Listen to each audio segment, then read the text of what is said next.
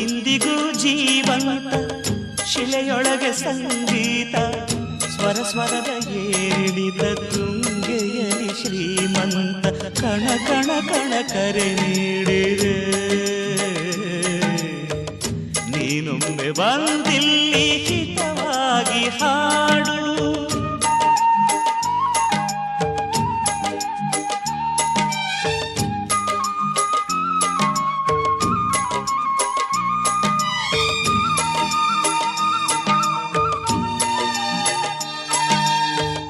ಕೇಳಿಸದೆ ಕಲ್ಲು ಕಲ್ಲಿನಲ್ಲಿ ಕನ್ನಡ ನುಡಿ